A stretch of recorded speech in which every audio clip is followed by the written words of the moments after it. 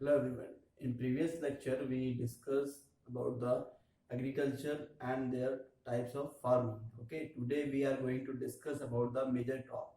So first of all we take a short revision about the previous lecture. Student, everybody know that our India two-third population is basically dependent or engaged in agricultural activities, and there basically are three types of economic activities.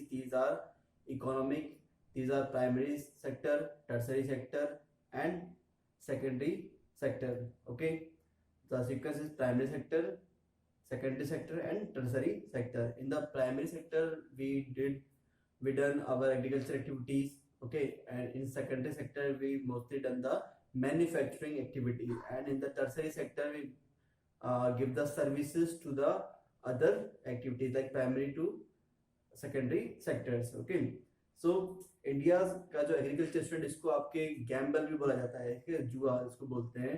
क्यों बोलते हैं इसको जुआ? क्योंकि अगर India में अगर India में मानसून अगर अच्छा होता है, ठीक है, मानसून से हमारी क्या होती है, आपकी रेन होती है, ठीक है, प्रेसिपिटेशन। तो अगर रेन अच्छी होगी हमारे, तो हमारा क्या होगा, प्रोडक्शन भी अच्छा होगा, ठीक है। तो इसलिए हमारे जो इंडियन एग्रीकल्चर है इसको गैम्बल भी बोला जाता है। और जो आपके कुछ फैक्टर्स हैं जो आपके डायरेक्टली अफेक्ट करते हैं किसको, एग्रीकल्चर को, जिनमें आपके सबसे पहले है फिजिकल फैक्टर, ठीक है। तो फिजिकल फैक्टर में सबसे पहले आता है आपका soil and climate. In the physical factor which, यहाँ पे हम लोग हेडिंग भी दे सकते हैं आपके, factors affecting the agriculture. So physical factor में आपके सबसे पहले आपका सॉइल एंड सेकंड आपका क्लाइमेट, ठीक है। तो जो आपकी सॉइल है, ठीक है, वो आपकी क्या होनी चाहिए, फर्टाइल होनी चाहिए, ठीक है। आपके अनफर्टाइल सॉइल में आपका जो प्रोडक्शन होगा वो क्या होगा, कम होगा। इसलिए आपकी जो सॉइल है उसकी जो फर्टिलिटी है, सॉइल फर्टिलिटी, ठीक है, उसका प्रोडक्शन से क्या है, डायरेक्ट रिलेशन है। इसका मतलब क्या है, सॉइल फर्टिलिटी अगर ज्यादा है तो प्रोडक्शन क्या होगा, ज्यादा होगा। अगर सॉइल फर्टिलिटी कम है तो आपका प्रोडक्शन क्या होगा, कम होगा, ठीक है। क्लाइमेट का भी आपके क्या है, प्रोडक्शन से डायरेक्ट रिलेशन है, ठीक है। अगर क्लाइमेट आपका अच्छा होगा तो आपकी प्रोडक्शन क्या होगा, अच्छा होगा। क्लाइमेट अगर अच्छा नहीं है तो प्रोडक्शन आपका क्या होगा, कम हो पाएगा, ठीक है। यहाँ पर क्लाइमेट अच्छा रहेगा मतलब क्या है, यहाँ पे ये मतलब है कि जैसे आपके पता है आपको, ये हमारा क्या है, अर्थ है, ठीक है। अर्थ में आपको पता है हम लोग इस कैटेगरी करने के लिए 3 कैटेगरीज में डिवाइड कर रखा है। तो जो इक्वेटर के पास वाला जो रीजन है इसको हम लोग बोलते हैं टॉरिड रीजन। आप लोगों ने 6th क्लास में पढ़ा होगा, this is called a torrid zone, ठीक है। इसके बाद आपका आता है temperate zone, this one is the both side you can say temperate zone, TEMPERATE, temperate zone. और जो आपके जो पोल्स पर जो पॉइंट है, ठीक है, इनको बोलते हैं आपके, ये है आपका north pole and this one is the south pole, ठीक है। So student, as you know that our जो नॉर्थ पोल और जो साउथ पोल है, यहाँ का जो टेम्परेचर है वो बहुत ही क्या होता है, कम होता है, ठीक है। इसलिए मोस्टली टाइम में यहाँ का जो through out the year completely किससे कवर अप रहता है, स्नो से कवर अप रहता है। तो यहाँ का क्लाइमेट बेसिकली बिल्कुल भी अच्छा नहीं है किसके लिए, आपके एग्रीकल्चर के लिए, ठीक है। तो बेसिकली जो आपके क्रॉप्स होंगी वो कौन सी रीजन में होंगी, या तो टॉरिड जोन में होंगी या फिर टेम्परेट जोन में होंगी, ठीक है। तो ये था आपका फिजिकल फैक्टर्स, ठीक है। अब आते हैं कुछ स्ट्रक्चरल फैक्टर्स पे, ठीक है। और कौन से फैक्टर्स हैं जो आपके एग्रीकल्चर प्रोडक्शन को अफेक्ट करते हैं, ठीक है। तो हम लोग एक एक करके मैं आपको डिस्कस करते जाता हूँ। स्ट्रक्चरल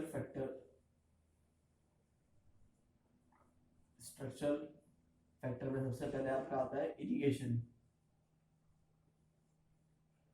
इरिगेशन का मतलब होता है कि जो हम लोग खेतों में पानी देते हैं हमारे, तो उसके लिए एक प्रॉपर सिस्टम अगर हमारा अच्छा होगा, ठीक है, तो हमारी जो प्रोडक्शन होगा वो क्या हो पाएगा, ज़्यादा अच्छा हो पाएगा, ठीक है। एक तो होता है हम लोग नॉर्मली ऐसे रास्ते बना देते हैं खेतों में, और जैसे यहाँ पे आपके वाटर ट्यूबवेल है, ठीक है, और ये पाइप है आपका, जहाँ से पानी हमने छोड़ दिया, और इस रास्ते से होते हुए पानी अपना अपना चल जाएगा, आपके फील्ड एरियाज में चले जाएगा। ठीक है, एक तो हो गया ये तरीका। ठीक है, ये आपका क्या ट्रेडिशनल मेथड है। ठीक है, अभी इस तरीके से हम लोग एग्रीकल्चर नहीं करते हैं, क्योंकि इससे क्या होता है, मोस्ट ऑफ द जो वाटर है उसको सॉइल ये करती है यहीं पर ही एब्जॉर्ब कर लेती है, खेतों में बहुत कम वाटर पहुंच पाता है। अब हम लोगों ने क्या किया, इसमें पाइप डाल दी है। ठीक है, इस तरीके से पाइप कनेक्टिविटी हम लोगों ने कर दी, ये पाइप डाल दी है। अब क्या होगा, हम लोगों ने पाइप को इससे कनेक्ट कर दिया है ट्यूबवेल से। अब पाइप्स के थ्रू होते हुए क्या जाएगा, इसमें आपके पानी जाएगा। ठीक है, ये नया मेथड है हमारा। ठीक है, एक और मेथड हम लोग यूज में ले रहे हैं, इसको बोलते हैं स्प्रिंकलर मेथड। स्प्रिंकलर मेथड, इसमें क्या आपके जो इरिगेशन होगा वो क्या होगा, फवारों से होगा। ठीक है, इसमें क्या करेंगे हम लोग, जैसे ये आपका पाइप लाइन है। ठीक है, ट्यूबवेल से हम लोगों ने इसको कनेक्ट कर दिया। ठीक है, अब ये पाइप लाइन जो पूरा फील्ड एरिया है उसमें डाल दी जाएगी इसको, और यहाँ पर क्या कर जाएंगे, कुछ आपके पॉइंट्स बना दिए जाएंगे। ठीक है, और पॉइंट्स पे कुछ इस तरीके से आपके रॉड्स लगा दी जाएंगी, और इसमें एक तरह से इस तरीके से एक सिस्टम लगाया जाएगा, जिससे ये गोल गोल ये लगातार घूमता रहता है, और इससे आपके लगातार क्या होता रहेगा, इरिगेशन होता रहेगा। ठीक है, तो बेसिकली हमारे जो नरेंद्र मोदी है उन्होंने एक स्लोगन भी दिया था, एक बोलते हैं पर ड्रॉप मोर क्रॉप। क्या दिया था उन्होंने, पर ड्रॉप मोर क्रॉप। ठीक है, तो इसका मतलब ये है कि हमारे जो इंडिया है उसमें आपको जो वाटर है, ठीक है, वो बहुत ही स्कैसिटी हमको यहाँ मिलती है, वाटर स्कैसिटी हमारे इंडिया में है। ठीक है, तो अगर हम लोग हर एक बूंद की पर ड्रॉप का, हर एक बूंद का अगर अच्छे से यूटिलाइजेशन कर पाएंगे तो हमारे अच्छे क्रॉप हो पाएगी। ठीक है, इसलिए हमको ड्रॉप, हर एक ड्रॉप को क्या करना है, अच्छे से यूज करना है। ठीक है, सेकंड मेथड है इसका आपके high yielding variety seeds, HYV seeds, high yielding variety seeds. ठीक है, तो इसमें बेसिकली आपके क्या है, जो हमारे प्रोडक्शन को बढ़ाने के लिए ये है, यही सीड्स थे जो आपके ग्रीन रेवोल्यूशन में आपके स्टार्टिंग में दिए गए थे, जिससे आपका प्रोडक्शन क्या हुआ, रैपिडली इंक्रीज हो गया। ठीक है, तो हमें ऐसे सीड्स का यूज करना है जिससे आपका प्रोडक्शन क्या हो, ज्यादा अच्छे से हो पाए। नेक्स्ट आपका केमिकल फर्टिलाइजर्स,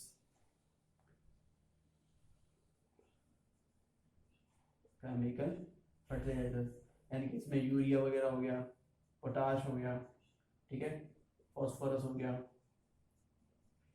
तो जितने भी आपके केमिकल्स हैं, ठीक है, इनको हमको क्या करना पड़ेगा, यूज में लेना पड़ेगा, जिससे आपका प्रोडक्शन को कैसे हम लोग इंक्रीज कर सके। ठीक है, अगर इनका प्रॉपर तरीके से, प्रॉपर प्रोपोर्शन में अगर हम इनको यूटिलाइज करते हैं तो हमारा जो प्रोडक्शन होगा वो इंक्रीज कर जाएगा। लेकिन अगर हम लोगों ने इनका प्रॉपर प्रोपोर्शन में इनका यूज नहीं किया तो हमारा जो प्रोडक्शन होगा वो क्या हो जाएगा, कम हो जाएगा, और हमारी जो सॉइल है वो भी क्या हो जाएगी, आपकी अनफर्टाइल हो जाएगी। नेक्स्ट है आपका power and energy.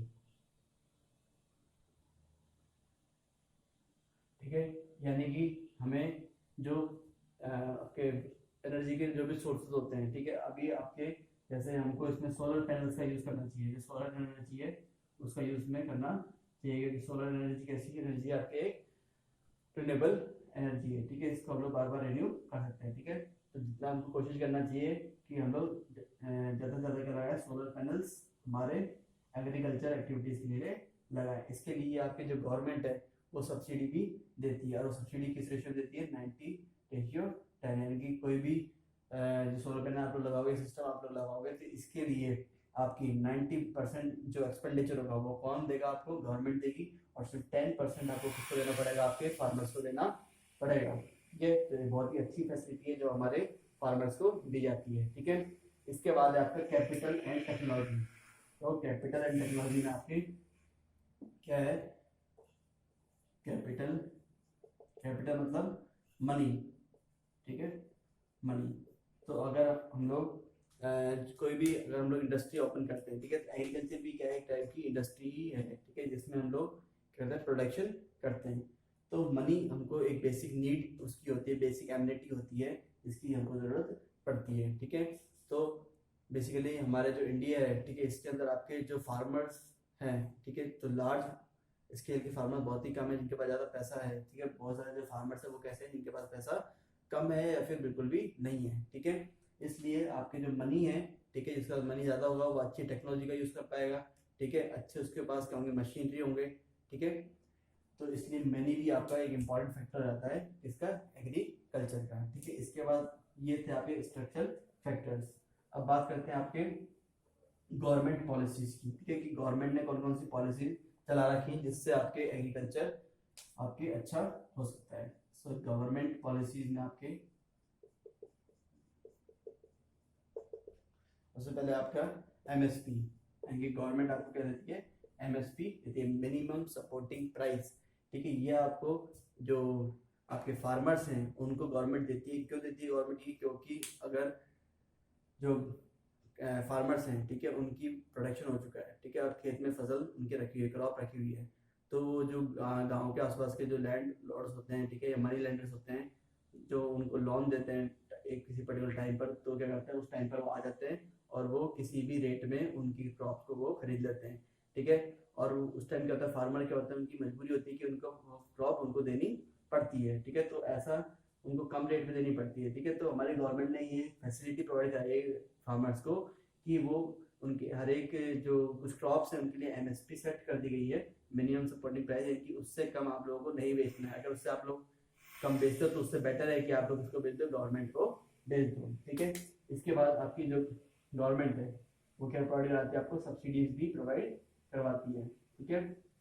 Subsidies basically आपके फर्टिलाइजर्स पर मिलती है, फर्टिलाइजर्स पर, ठीक है। जैसा अभी मैंने आपको एग्जांपल दिया था सोलर पैनल का, तो सोलर पैनल में क्या था, आपके 90% जो एक्सपेंडिचर है वो कौन देगा, आपको गवर्नमेंट देगी। तो इसमें भी आपके जो सब्सिडी मिलती है फर्टिलाइजर्स पर मिलती है, ठीक है। इसमें कुछ पोर्शन फर्टिलाइजर्स का कौन प्रोडक्ट प्रोवाइड कराएगा, आपको गवर्नमेंट प्रोवाइड कराएगी, और कुछ परसेंट आपका जो फार्मर है वो खुद देगा, ठीक है।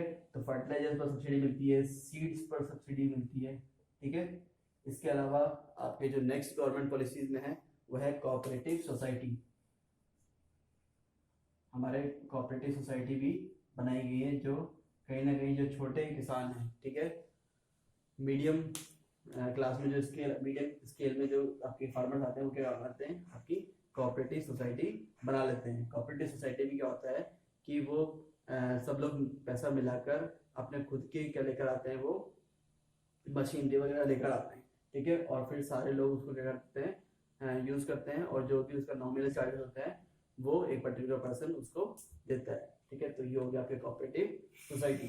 फिर है आपका कोल्ड स्टोरेज, ठीक है। कोल्ड स्टोरेज को मैंने आपको पिछले लेक्चर में डिस्क्राइब किया था कि कोल्ड स्टोरेज में क्या होता है, आपके जो बड़े बड़े आपके कमरे बना दिए जाते हैं अंडरग्राउंड, ठीक है। अंडरग्राउंड या अंडरग्राउंड कैसे हो सकते हैं आपके, तो इसमें क्या करते हैं, आपके जो टेम्परेचर है, ठीक है, वो एक मिनिमम टेम्परेचर रखा जाता है जिसपे एक क्रॉप अच्छे से सर्वाइव कर सकती है, ठीक है। इसमें हार्वेस्टेड क्रॉप आपके रखी जाती है, ठीक है।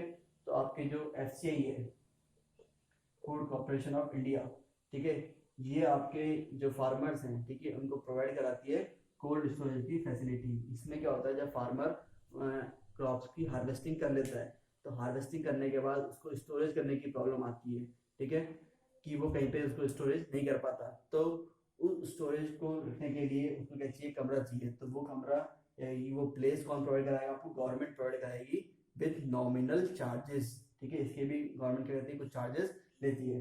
तो हमारे जो इंडिया है उसमें आपकी कोल्ड स्टोरेज की बहुत ज़्यादा प्रॉब्लम हमको देखने को मिलती है, कि कोल्ड स्टोरेज नहीं होने की वजह से हमारी बहुत सारी जो आपके क्रॉप्स हैं वो क्या हो जाती है, खराब हो जाती है। फिर आपके क्रॉप इंश्योरेंस, क्रॉप इंश्योरेंस यानी कि जो गवर्नमेंट है, ठीक है, वो आपके जो फार्मर्स हैं उनके लिए क्रॉप इंश्योरेंस भी देती है। जैसे एक अभी रिसेंट में एक स्कीम चल रही है, प्रधानमंत्री फसल बीमा योजना, ठीक है। तो इसमें आपके जो गवर्नमेंट है उनको पर्टिकुलर इंश्योरेंस प्रोवाइड कराती है, जिसमें आपके कुछ आपके जो क्रॉप्स हैं, ठीक है, अगर वो जस्ट किसी वजह से खराब हो जाती है, ठीक है, तो खराब होने की पॉइंट ऑफ व्यू में आपके जो गवर्नमेंट है उनको इंश्योरेंस प्रोवाइड कराएगी, ताकि जो नुकसान हुआ है, ठीक है, वो उसको किसान को ना हो पाए या फिर कम नुकसान उसको हो, ठीक है। नेक्स्ट है आपका किसान सूचना केंद्र, 6 वन इज द किसान सूचना केंद्र।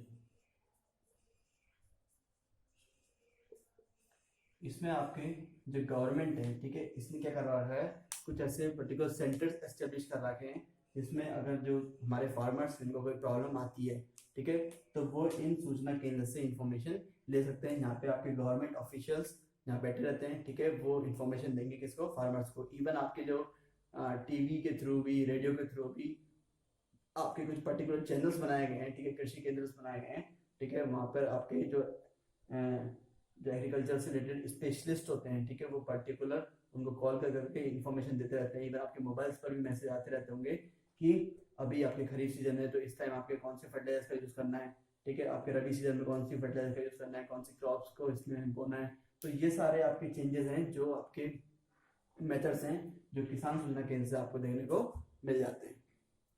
अब बात करते हैं स्टूडेंट आपके जो एग्रीकल्चर है, ठीक है, एग्रीकल्चर की जो क्रॉप्स हैं, एग्रीकल्चर की जो क्रॉप्स हैं इसको हम लोग बेसिकली 3 कैटेगरीज में डिवाइड कर देते हैं। कौन कौन सी कैटेगरी है वो, खरीफ, रबी एंड जायद। सीजन्स के हिसाब से हम लोगों ने इसको डिवाइड किया, खरीफ सीजन, ठीक है, नेक्स्ट रबी सीजन। यहाँ से आपके डेफिनेटली एमटीएससी में क्वेश्चन आता ही आता है, ठीक है, लास्ट आपकी जायद, जायद सीजनल क्रॉप्स, ठीक है। तो आपकी जो खरीफ सीजन है स्टूडेंट, इसमें आपके जो बेसिकली आपके क्रॉपिंग की जाती है, ठीक है, यानी कि जो सीडिंग की जाती है वो की जाती है आपकी, सीडिंग यानी कि बोया कर जाता है आपके, वो आपके मई टू जून, मई टू जून में हम लोग क्या करते हैं, इसमें सीडिंग कर देते हैं। और इसकी हार्वेस्टिंग कब करते हैं हम लोग स्टूडेंट, इसकी हार्वेस्टिंग करते हैं हम लोग बेसिकली आपके सितंबर टू अक्टूबर, ठीक है। और इसकी जो क्रॉप्स हैं वो कौन सी हैं इसमें आपके, इसके एग्जांपल्स आपको देंगे, राइस, कॉटन, बाजरा, राइस, कॉटन, बाजरा, ठीक है, मेज, मक्का, सोयाबीन, ठीक है। तो ये आपके खरीफ सीजन की क्रॉप्स हो गई, ठीक है। इस टाइम हम लोग इनकी सीडिंग करते हैं, ठीक है, इस टाइम हम लोग इनको हार्वेस्ट करते हैं, इनको काट लेते हैं, ठीक है। नेक्स्ट आपके रबी सीजन की क्रॉप, तो रबी सीजन की जो क्रॉप्स हैं, ठीक है, इनकी सीडिंग हम लोग कब करते हैं, आपके नवंबर टू दिसंबर, नवंबर टू दिसंबर में इनकी क्या करते हैं हम लोग, सीडिंग कर देते हैं, ठीक है। और अब इनकी जो हार्वेस्टिंग करेंगे वो कब करेंगे हम लोग, मार्च टू अप्रैल, मार्च टू अप्रैल में इनकी क्या होती है, हार्वेस्टिंग हो जाती है। और इसमें जो बेसिकली आपके जो क्रॉप्स हैं, तो क्रॉप्स के अंदर इसमें आ जाएंगे आपके वीट, ग्राम, मस्टर्ड, वीट, ग्राम में चना, मस्टर्ड सरसों, बारले की जौ वगैरह, ठीक है। ये तो इसकी कुछ एग्जांपल्स जाएंगे क्रॉप्स के, रबी सीजन की क्रॉप्स के एग्जांपल्स हो जाएंगे। लास्ट है आपका जायद सीजन की क्रॉप, तो जायद सीजन की आपके बेसिकली मार्च टू अप्रैल इनकी क्या हो जाती है, आपके सीडिंग हो जाती है, ठीक है। और मई टू जून, मई टू जून में अपन क्या करते हैं, इनको हार्वेस्ट कर लेते हैं, ठीक है। तो सीडिंग इनकी हो गई मार्च टू अप्रैल में, और जो इनकी हार्वेस्टिंग है वो बेसिकली हो गया आपके मई टू जून के अंदर, ठीक है। और जिसके अंदर जो क्रॉप्स आते हैं बेसिकली वो कौन सी आती हैं, वेजिटेबल्स इसके अंदर बेसिकली उगाई जाती हैं, ठीक है। जैसे आपके खीरा हो गया, ककड़ी हो गया, ठीक है, टिंडे हो गए आपके बेसिकली, ठीक है। तो ये क्रॉप्स हैं कुछ इसके अंदर, जो जायद आपके जो वाटरमेलन हो गया, ठीक है, ये सारी क्रॉप हम लोग क्या करते हैं इसमें उगाते हैं, ठीक है। तो नेक्स्ट लेक्चर में हम लोग देखेंगे कि हमारे जो ये सारी क्रॉप्स हैं, ठीक है, इनके लिए कौन सा क्लाइमेट सूटेबल है, इनकी टोपोग्राफी कैसे होनी चाहिए, कौन सा कंट्री सबसे फर्स्ट आता है इनके प्रोडक्शन में, ठीक है। सो आई होप कि आपको पूरा लेक्चर अच्छे से समझ आया होगा, ठीक है। इनको इसी तरीके से आपको नोट डाउन करना है, ठीक है। जैसे आपके यहाँ से क्वेश्चन आ जाएगा कि रबी सीजन की क्रॉप्स कौन सी, ऑप्शन दे देंगे वीट, राइस, वेजिटेबल्स, सोयाबीन, तो आपका वीट ऑप्शन करेक्ट हो जाएगा, ठीक है। ऐसे ऐसे खरीफ सीजन की आपको सीडिंग का ऑप्शन, सीडिंग का दे देंगे, ठीक है। खरीफ सीजन की सीडिंग कब की आती है, मई टू जून, नवंबर टू दिसंबर, मार्च टू अप्रैल, मई टू जून, ठीक है। तो आपका प्रेफरेंस क्या हो जाएगा, मई टू जून हो जाएगा, ठीक है। So I hope you all understand this lecture. Thank you and have a nice day.